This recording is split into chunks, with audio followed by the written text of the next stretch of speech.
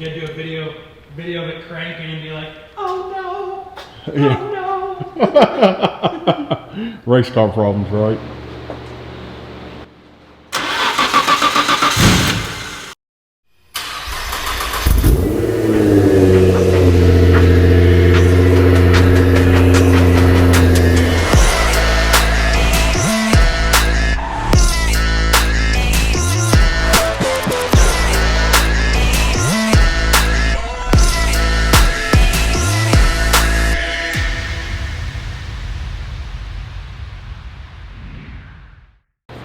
What's up, guys? Welcome back to the channel. If it's your first time dropping in, Tommy Kentner here. Today we got you some more updates on Adrian's GT-R, so we'll get to that.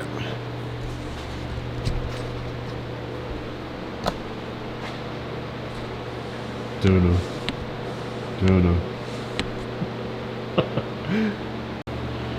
All right, Adrian, you want to give them the gist? Where did we leave off? I think we took the balancer off, and so they saw that we had the trigger issue, or the crank trigger issue. Okay, so we got all the parts in for that. I'm pretty sure he showed you the trigger. I actually think I didn't, because we were just trying to get it back together. So this is basically the crank trigger wheel, and we thought we had an older revision. Turns out that it ended up being fine. Yeah. Shout out to PRP for helping me out with that. Long story short, we got Haltech to team view into the ECU, helped me set up a few things. We got everything put back together, and the car actually fired up and idled last Friday. Yeah. I'll drop that right here.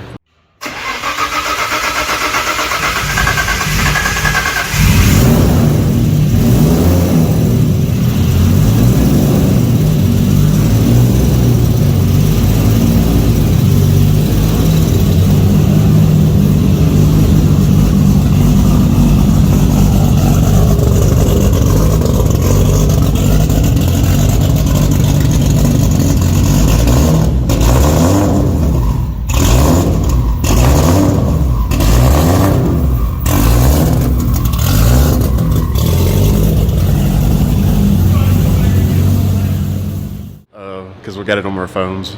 We were really scrambling. That's why there have been a lot of videos this week.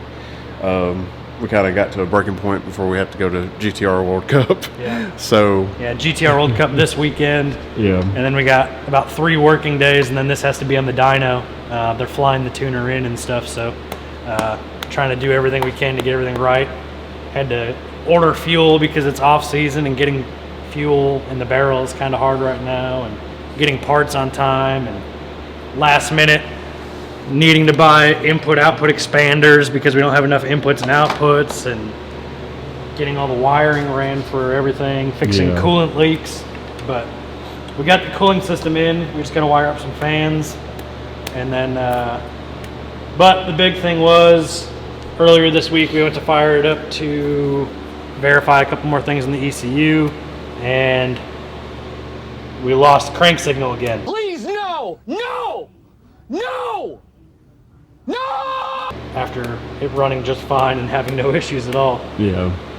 So, long story short, we pretty much went through a whole bunch of stuff, and we've kind of got to the point now to where we're pretty sure we're just going to run new shielded wire, because we think we're getting a dirty signal and it's dropping crank signal because of that. And we're going to try to run some new shielded wire directly from the ECU directly to the sensor, eliminate the 32-year-old factory wire. Yeah. And hopefully that fixes it. Right. Other than that, the only thing we really have left is wiring fans. I got some Evans waterless coolant that we're putting in it, and I mean, really that's it. It's ready for the dyno. We got 2 extra sets of spark plugs, 20 gallons of barrel E85. We're bringing, I haven't told Tommy yet, but I'm bringing I was going to bring extra coil packs and an extra crank sensor. You can bring an extra coil sensor, or like the trigger or whatever. Yeah. And then, but I already put the coil packs on. yeah. If you haven't seen that video yet, it's coming soon. Yeah. Well, it's gonna drop before this one. So. Nice. Okay. Oh well, you guys will already know, so it's like you know already. Oh, we did have to swap out the fuel pressure regulator too. The one that I bought was faulty from the factory, I guess. Yeah. We couldn't get it to go any lower than what? It was like 103. Yeah, it wouldn't go any lower than 103 psi of fuel pressure. So yeah. So we had to fix that. Stick to name brand parts. Yeah, which I mean, name brand parts. We're not going to say the name of the company. It was name brand, but apparently not. For Hot Boy stuff. Yeah.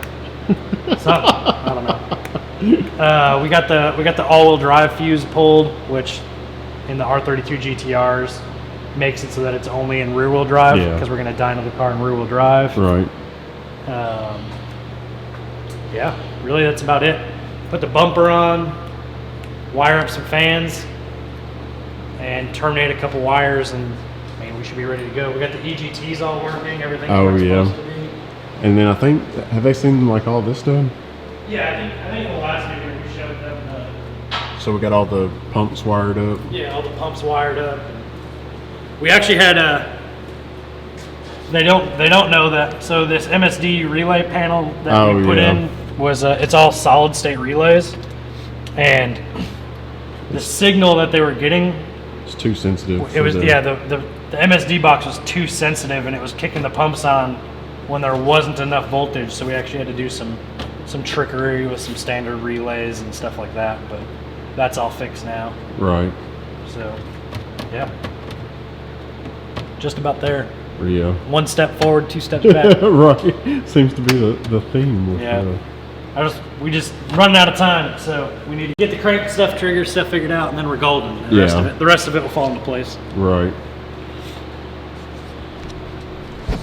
But guys, we just wanted to give y'all a quick update.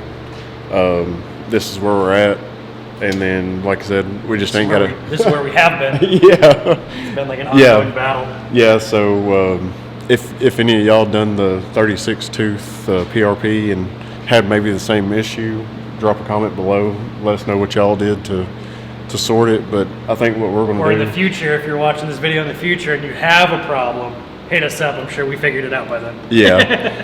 Yeah, because there's really not a lot of information out there on it. So we thought when we got it, it was sorted for especially how much money it cost.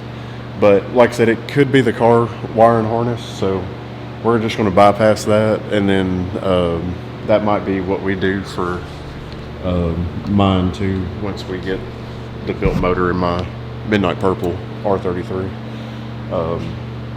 But that's where we're at. We'll keep you guys posted. Not the video that we wanted to post, but we're just going to keep it real. But hopefully we have some. Maybe we'll get lucky enough that by the time this video posts, we'll have some cell phone videos at least of it moving around on its own power. Exactly. He can slap it in last second. And I'm glad it did start and run for as long as it did. Just because that kind of like, when we was having the problems, it's just not happy at all. Yeah, we know that there's no rod knock. We saw that it has great oil pressure. Oh, yeah. We saw that the clutch is actually releasing, the tires turn, the diffs aren't locked up, there's no weirdness going on there. Yeah, I mean, like I said, when the crank trigger works, it works fine. Yeah. It's just this little intermittent issue that we got to iron out. Hopefully the cell phone video sound quality goes through, because this thing sounds great. It sounds awesome. And I'll probably... It's unlike any GTR I've heard. Yeah, and I'll put another clip at the end of this video too. That way, it's more than just a little first one. Because I got a few. Like it ran for. For good. Yeah. We started it up probably 4 or 5 times. Oh yeah, because we was checking everything, and then like I said, it just dropped out again. Now we haven't been able to set the crank trigger distance enough to get it back. So yeah, we get RPM signal when it's cranking, and then all of a sudden it'll just drop. Yeah, signal. It'll hit a few times, like you seen at the front of this video, and then it just drops out. So once we get all that sorted, everything will be good, and then hopefully the next time that we see it, y'all guys see it running, and then it's on to 4-digit-ville. 4 digits. But guys, that's the update. We'll see you in the next one. The wife bought a new car. That's probably the next video you'll see. So Yeah, if you weren't careful, they might have seen it in this video. I know. I don't even know if I've panned across it. I'm not going to say anything. And if you stuck around to the end, you might can go back through and then check it out, because I think it is in here at one spot. Yeah. But that'll be in the next video, and we'll see you guys later. Hit that subscribe button. Going to be more builds coming, and hopefully this one hits the dyno soon, and then we'll go from there. Take us out, Adrian. Peace. Later.